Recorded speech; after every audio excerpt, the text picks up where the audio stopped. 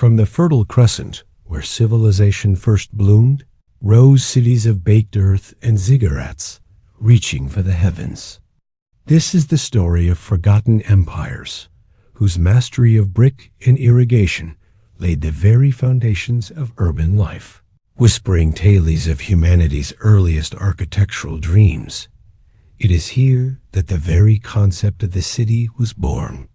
We invite you to listen, to drift, and to discover the Clay Kingdom's code, unearthing ancient Mesopotamia's lost architectural secrets.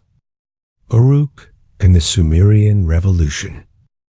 Imagine, if you will, the gentle flow of two great rivers, the Tigris and the Euphrates, their waters whispering across a vast, flat plain. This was the landscape, thousands of years ago, where the first embers of organized human settlement began to glow, eventually igniting into the monumental flame of urban life. This is where our journey begins, in the heart of what becomes Sumer, with the rise of Uruk, a city whose very existence redefined what it meant to be human, to live, and to build. Before Uruk, human settlements were largely agricultural villages, tethered to the rhythm of the seasons and the simple needs of survival. But in Sumer, around 4000 to 3500 BCE, something profound began to stir. People started to gather, not just in small clusters, but in ever-growing aggregations, driven by innovation and a shared vision of a more structured existence. The result was Uruk, often hailed as the world's first true city, a place where the very concept of urban planning and monumental architecture was not merely conceived, but masterfully brought to life from the earth itself. The genius of Uruk lay in its understanding of earth, of clay, and of the sun. Stone was a scarcity in this land between rivers, yet the Mesopotamians found their bedrock in the very soil beneath their feet. Mud brick became the foundational element of their architectural dreams, a material both humble and infinitely versatile. They learned to mix clay with chopped straw, press it into molds, and leave it to bake hard under the relentless Mesopotamian sun, creating a durable and readily available building block. This simple yet revolutionary technique allowed them to construct structures of a scale previously unimaginable, paving the way for the urban revolution. As Uruk blossomed, its urban landscape became a carefully orchestrated symphony of structures and spaces. Unlike haphazard villages, Uruk was meticulously laid out, with designated areas for residential quarters, public buildings, and administrative functions. The city was divided into zones, a precursor to modern urban planning, reflecting the evolving social hierarchies and specialized occupations that defined this burgeoning civilization. Even today, the echoes of Uruk's grid-like layout can be seen in the very fabric of our cities, a testament to its enduring foresight. At the very heart of Uruk's architectural ambition lay its monumental religious structures. In a society where the divine was interwoven with daily life, temples were not merely places of worship, but the spiritual, economic, and administrative centers of the city. Uruk boasted two primary sacred districts: the Ina district, dedicated to Inanna, the goddess of love and fertility, and the Anu district, honoring Anu, the sky god. These precincts were not just isolated buildings. They were vast complexes, a tapestry of structures that served as the beating heart of Uruk's communal and spiritual existence. Let us drift for a moment to the Anu district, where atop a massive, man-made platform rose the awe-inspiring White Temple. This was not yet the fully developed ziggurat form we might envision, but rather its powerful predecessor, a stepped platform, approximately 40 feet high, elevating the sacred structure closer to the heavens. The White Temple itself, a rectangular building measuring about 17.5 by 22.3 meters, was constructed from mud brick and coated in a brilliant layer of white gypsum plaster. Imagine the sight, gleaming in the intense Mesopotamian sunlight, a beacon of human endeavor and spiritual devotion, visible from miles across the flat plains of Sumer. Its tripartite plan, featuring a central hall flanked by smaller rooms, became a characteristic blueprint for later Sumerian temples, a design that guided the flow of devotees and rituals. The ascent to the White Temple was a deliberate, ceremonial journey. A steep stairway led to a ramp, guiding the visitor through a bent-axis approach, a winding path designed to heighten anticipation and reverence as one gradually ascended towards the divine presence. Once at the summit, the air would have felt different, closer to the celestial realm, a quiet hum of spiritual energy, perhaps lingering in the vast chamber where rituals to Anu, the sky god, were performed. The podium and altar, often stained with traces of fire, bear silent witness to millennia of devotion and offerings. This deliberate elevation, the very act of reaching skyward with baked earth, expressed the profound belief that these structures were indeed the earthly home of the gods, connecting heaven and earth. The Ina district, equally significant, also showcased groundbreaking architectural innovations. Here, the use of cone mosaics emerged, a vibrant and intricate decorative technique. Small cones of baked clay or gypsum, approximately 10 centimeters long, were arranged in elaborate geometric patterns, diamonds, triangles, zigzags, and pressed into wet plaster, then painted in white, red, and black. These mosaics adorned temple facades and courtyards, adding a layer of exquisite detail and color to the otherwise earthen tones of the buildings. While later abandoned in favor of other techniques, these cone mosaics represent an early exploration of architectural ornamentation, transforming plain walls into vivid tapestries of belief. The immense scale of these early constructions necessitated an unprecedented level of social organization. It is estimated that building the Anu ziggurat and White Temple might have required 1,500 laborers working 10 hours a day for 5 years, likely involving a system of coerced labor. This coordinated effort was not just about physical strength. It demanded sophisticated planning, resource management, and the nascent administrative systems that were also a hallmark of Uruk. The invention of cuneiform writing, for instance, which first appeared in the Uruk period, was initially developed to manage complex economic transactions and administrative records, directly facilitating such large-scale projects. The clay tablets, with their wedge-shaped marks, whisper tales of rations allocated, goods exchanged, and the very blueprint of an organized society taking shape. Uruk's walls, often attributed to the legendary King Gilgamesh, were another feat of early urban engineering, symbolizing the city's strength and protection. These massive fortifications, built from mud brick, encircled an area of approximately 6 square kilometers, defining the boundary between the wild outside and the ordered life within. They were not just defensive barriers, but also a statement of civic pride and collective identity. The architectural innovations of Uruk, born from the simple mud of the riverbanks, laid the very groundwork for all subsequent urban development. The concept of monumental religious architecture, the principles of urban planning, and the sheer scale of building projects established precedents that would echo through millennia.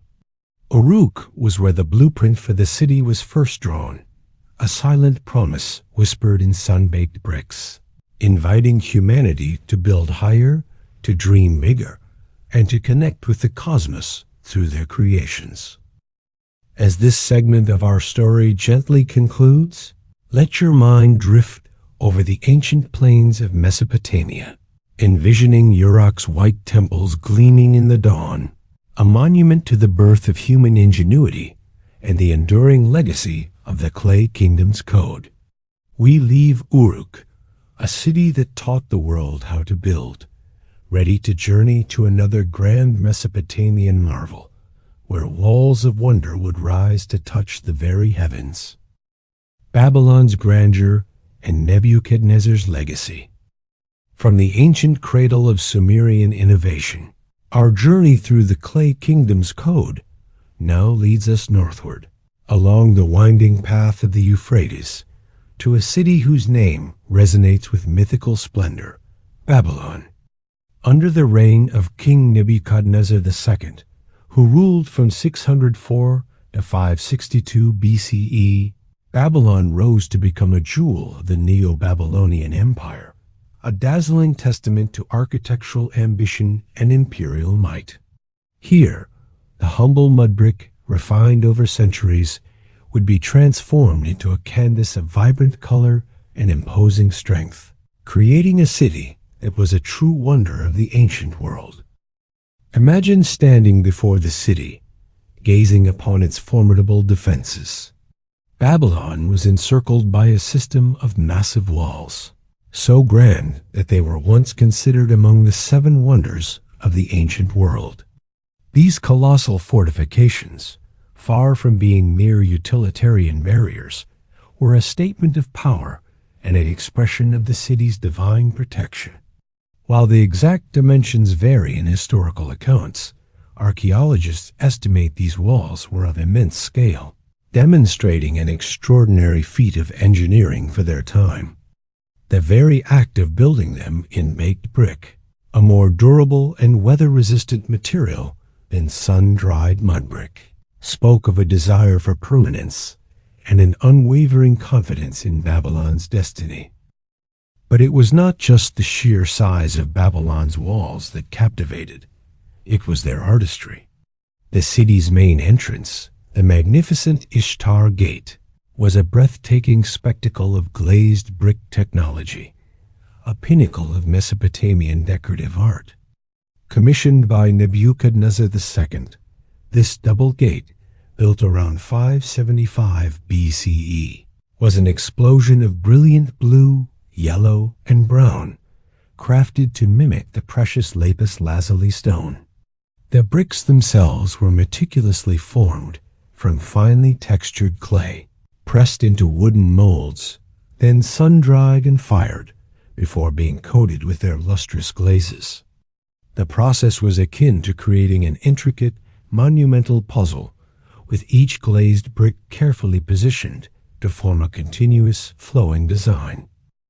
As one approached the Ishtar Gate, the sun would catch the deep, shimmering blue of its facade, a color so intense it seemed to hold the very essence of the sky.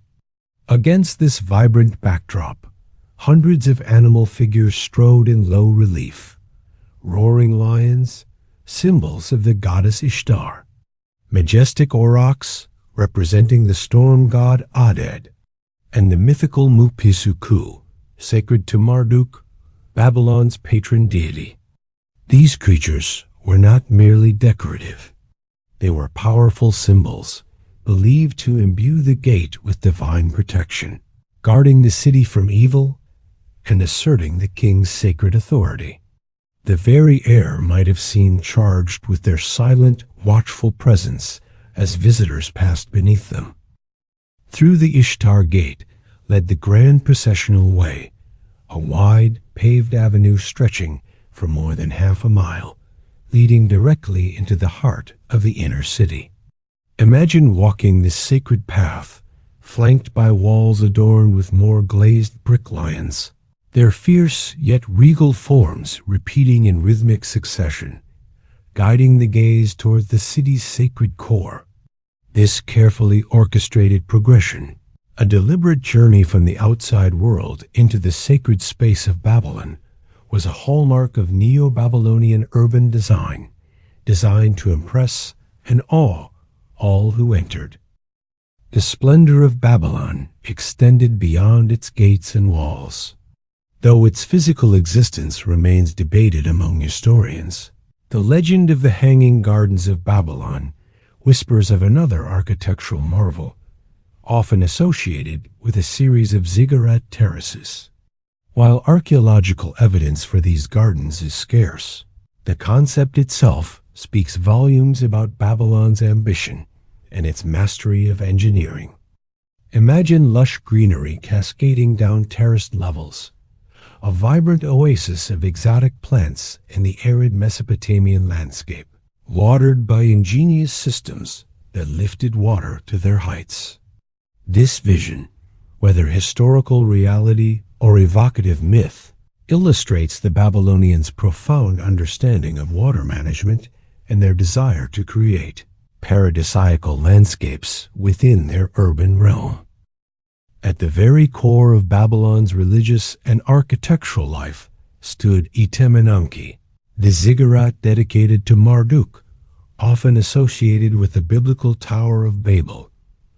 Though now largely ruins, this colossal structure was a truly monumental achievement. Like other ziggurats, it was built with a solid core of sun-dried mud brick, encased in a skin of protective baked bricks laid with bitumen, a natural tar that provided waterproofing. Ascent to its summit, where the temple to Marduk resided, was likely by an exterior triple stairway or a spiral ramp, a majestic climb towards the abode of the gods. The sheer scale and symbolic height of Etemenanki underscored Babylon's claim as the center of the world, a direct link between the earthly and the divine. The advancements in brickwork and glazed tiles demonstrated by Babylon's builders were not just aesthetic flourishes. They represented a significant leap in architectural technology. The ability to mass-produce uniform, high-quality baked bricks, and to apply durable, vibrant glazes allowed for a level of structural integrity and artistic expression previously unseen. These innovations ensured the longevity and visual impact of their grandest structures, a lasting legacy of the Clay Kingdom's code. Nebuchadnezzar II's reign was a golden age for Babylonian architecture, transforming the city into a vibrant metropolis. Beyond the monumental religious structures, the city was a thriving center of commerce, administration, and daily life, all integrated into its carefully planned urban fabric.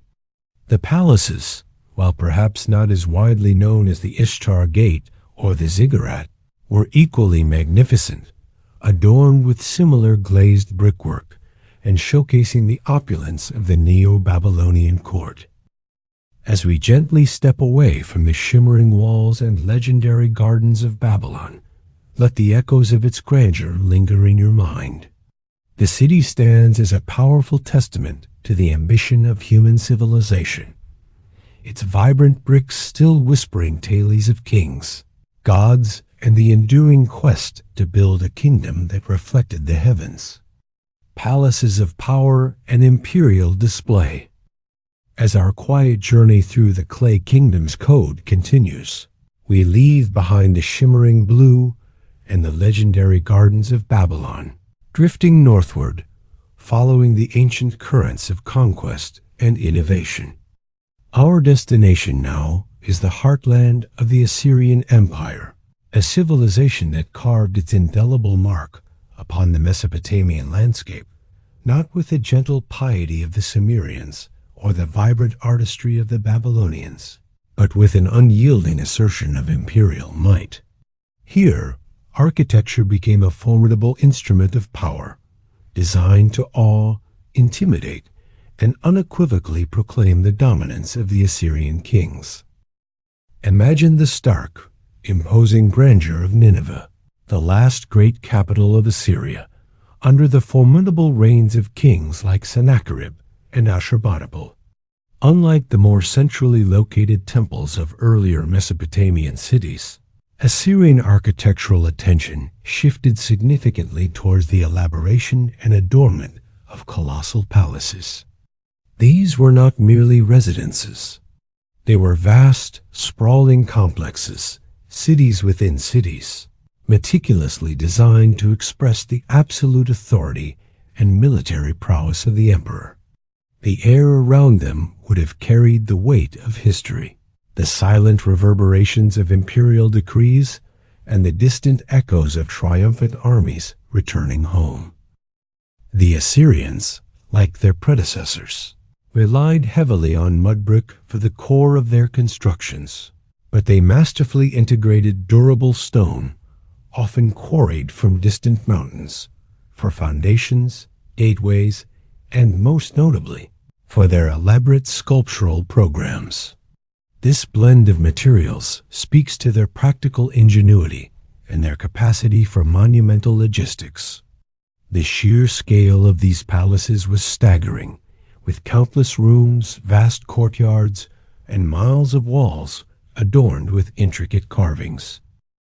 As you approach the entrance to an Assyrian palace, such as Sennacherib's Palace Without Rival at Nineveh, or Sargon I's palace at Khorsabad, you would first encounter the silent, watchful gaze of the Lamassu.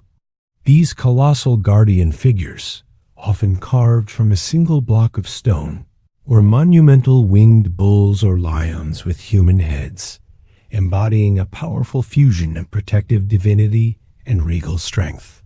Their 5 legs, visible from different angles, created a dynamic illusion of motion as one passed between them, a subtle yet profound architectural deception. These silent sentinels standing at the thresholds were more than mere decoration. They were believed to ward off evil and protect the king and his realm, asserting the divine mandate of Assyrian rule. The air would feel heavy with their ancient power, a silent warning to any who dared approach with ill intent. Beyond the gates, the palaces unfolded in a grand sequence of courtyards and halls, meticulously planned to guide visitors through a narrative of imperial power. The inner courtyards, often vast and open to the sky, served as ceremonial spaces where the king would hold court, receive dignitaries, and display his might. The flow of space was carefully orchestrated, leading deeper into the heart of the royal domain, each transition a subtle reinforcement of the king's supreme authority. But it was the walls within these palaces that truly came alive. The Assyrians were masters of bas-relief sculpture, covering thousands of feet of interior wall space with intricate narrative carvings.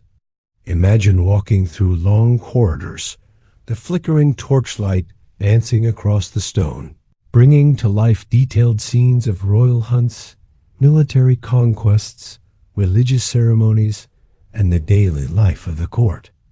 These reliefs were not simply art.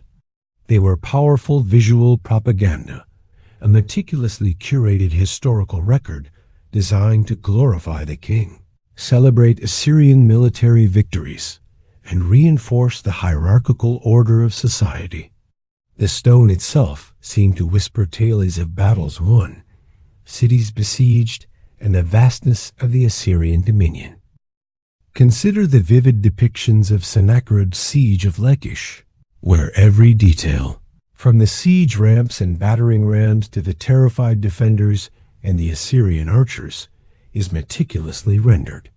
Or the quiet, almost meditative scenes of Ashurbanipal hunting lions, showcasing the king's bravery and control over nature, a metaphor for his control over his empire.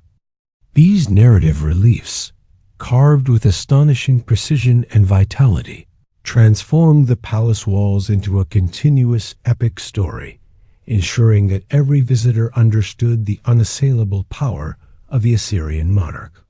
The very stones vibrated with the silent narrative of imperial dominance.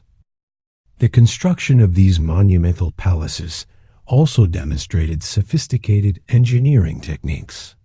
Beyond the sheer volume of bricks and stone, Assyrian engineers were adept at integrating defensive features within the palace complex itself, reflecting the ever-present threat of warfare. They built with a clear understanding of structural integrity, creating durable and imposing structures that have withstood the ravages of time. The efficiency of their building projects, often involving vast numbers of laborers, reflected a highly organized administrative system capable of mobilizing immense resources. The scale of Assyrian urbanism was equally impressive. Cities like Nineveh, Khorsabad, and Nimrud were not just palace complexes. They were sprawling urban centers, protected by massive city walls and integrated with advanced infrastructure. The careful planning of these cities, their strategic locations, and their formidable defenses underscore the Assyrian obsession with security and control, turning their urban centers into unassailable bastions of power. As we gently draw this segment to a close, allow the images of these colossal palaces and their silent, powerful guardians to settle in your mind. The Assyrians, through their architecture, created an enduring legacy of imperial display, transforming raw earth and stone into magnificent statements of dominance and might.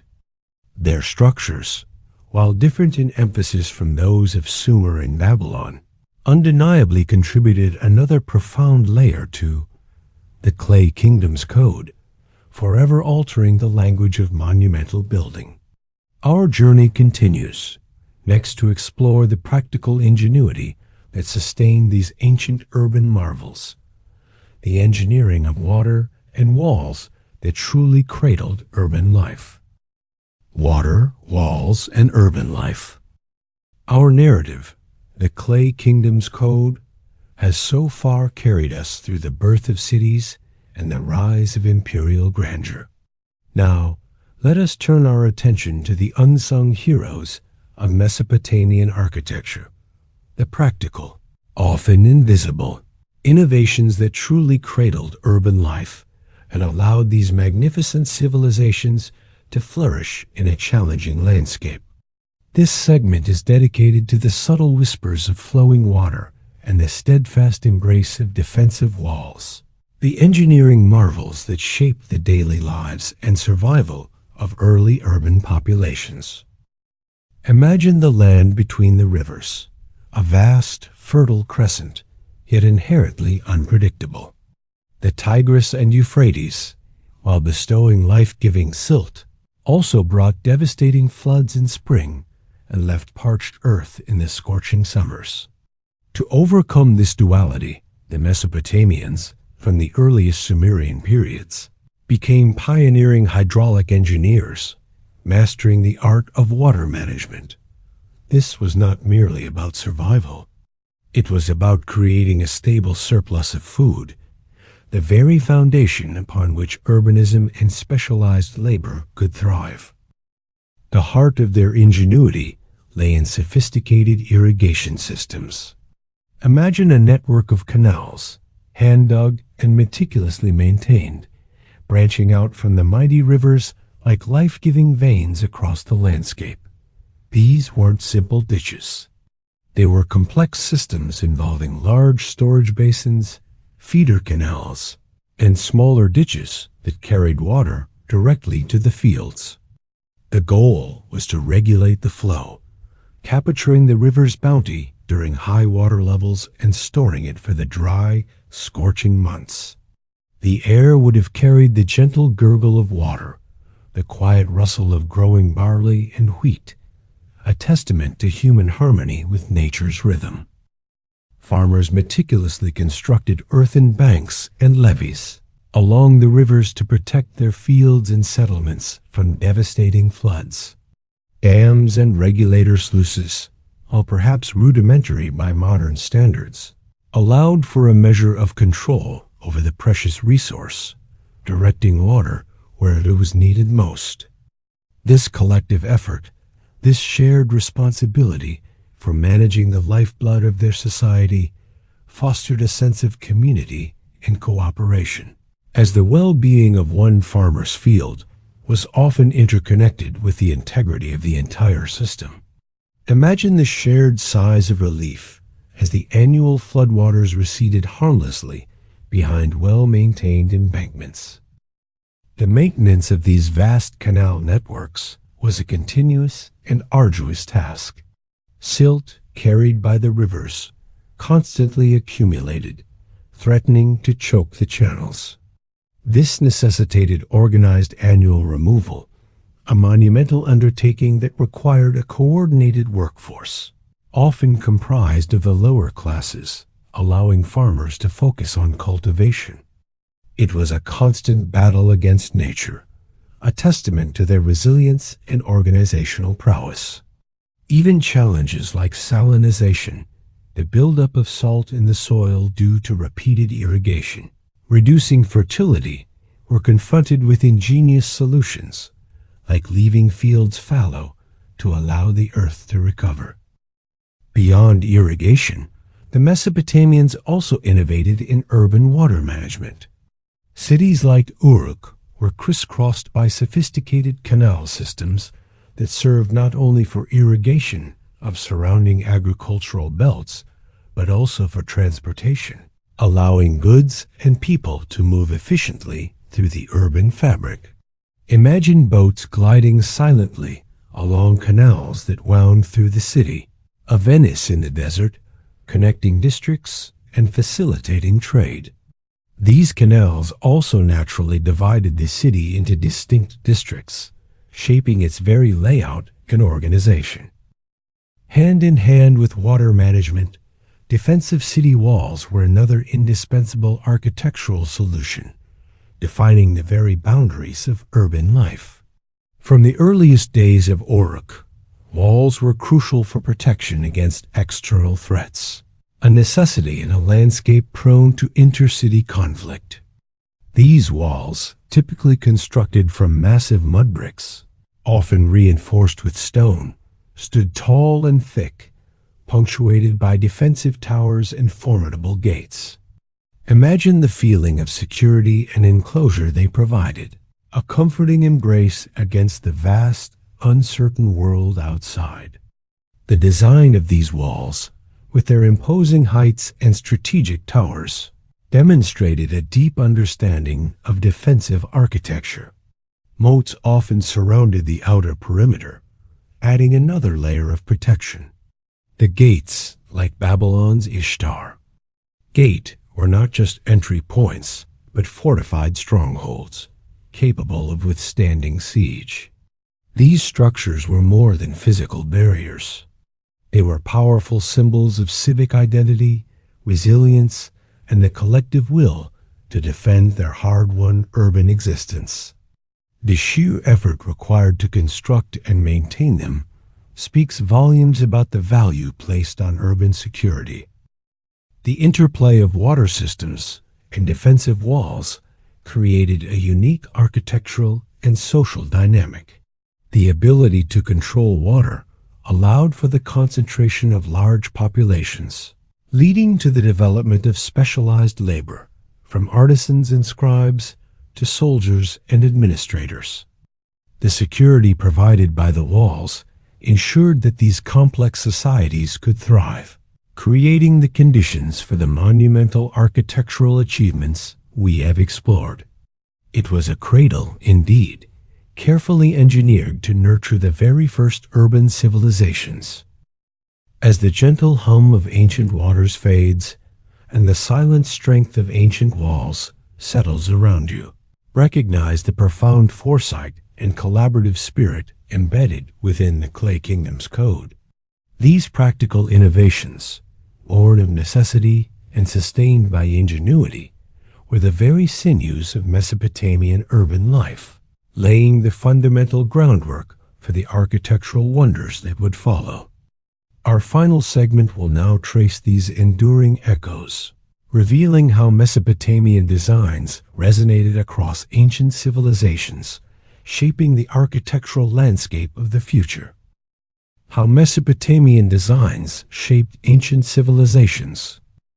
Our calming journey through the Clay Kingdom's code now reaches its final reflective segment. We have explored the birth of the city in Uruk, marveled at the grandeur of Babylon's walls, and witnessed the imposing might of Assyrian palaces, all sustained by ingenious water management. Now, let us trace the subtle yet profound reverberations of these ancient Mesopotamian architectural achievements, discovering how their foundational designs and urban concepts echoed across time and space, leaving an indelible mark on later ancient civilizations, even reaching the distant shores of early Greek city-states and the vast expanse of the Persian Empire. Imagine the dust of millennia settling, yet beneath it, the persistent whispers of influence. Mesopotamia, often called the cradle of civilization, was not an isolated entity. Its innovations, born from necessity and refined over centuries, radiated outwards, carried by trade, conquest, and cultural exchange. The very idea of the city, with its planned layout, monumental public buildings, and intricate infrastructure, was a Mesopotamian gift to the world. One of the most striking instances of this architectural legacy is seen in the Persian Empire, the Achaemenid Empire in particular. While the Persians developed their own distinct architectural style, especially evident in their mastery of stone, their art and architecture undeniably drew inspiration from their Mesopotamian predecessors, particularly the Assyrians and Babylonians, whom they had conquered. Consider Persepolis, the magnificent ceremonial capital of Darius I and Xerxes I. While built primarily of stone and renowned for its columned halls, elements of Mesopotamian influence can be discerned. The colossal guardian figures at the gates of Persepolis, the Lamassu, though reinterpreted with Persian elements, clearly draw lineage from the powerful Assyrian prototypes. The very concept of monumental gates designed to impress and awe, leading to grand processional ways, resonates with the design of Babylon's Ishtar Gate and processional way. Even the enduring form of the ziggurat, a defining feature of Mesopotamian religious architecture, found its way into Persian lands. The Elamite ziggurat of Chokha Zanbil, for instance, in what is now southwestern Iran, stands as a clear example of this influence. Built of baked clay bricks and serving as a towering monument to a local deity. While later Persian architecture did not feature ziggurats as prominently, the underlying concept of a raised, tiered sacred platform as a connection between earth and sky, a form imbued with deep spiritual significance, undoubtedly left an imprint on the collective architectural consciousness of the region. Beyond specific forms, the Persian Empire adopted Mesopotamian construction techniques, adapting them to their own resources.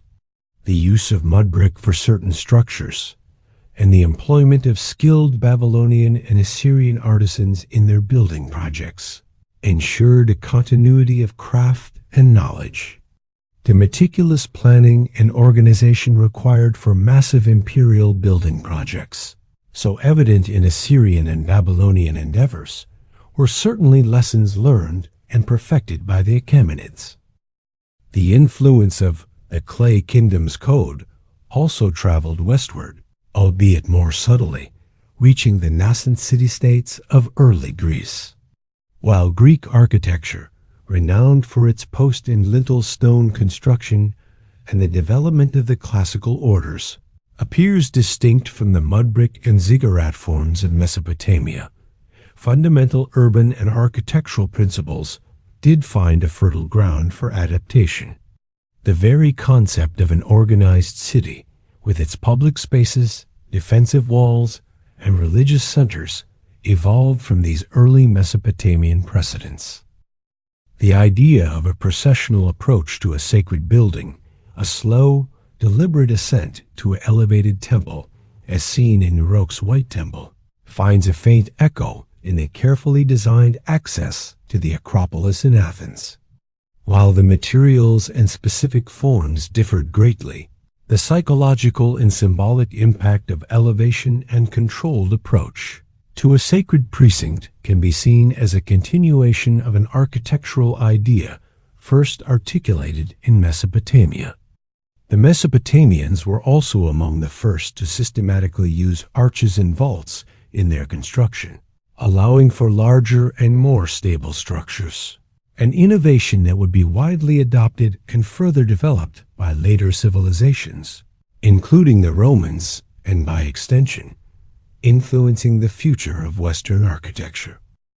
Moreover, the Mesopotamians' profound understanding of mathematics, particularly geometry, which is crucial for their complex urban planning and construction projects, laid intellectual groundwork that would eventually contribute to the advancements in engineering and architecture in the Greek world.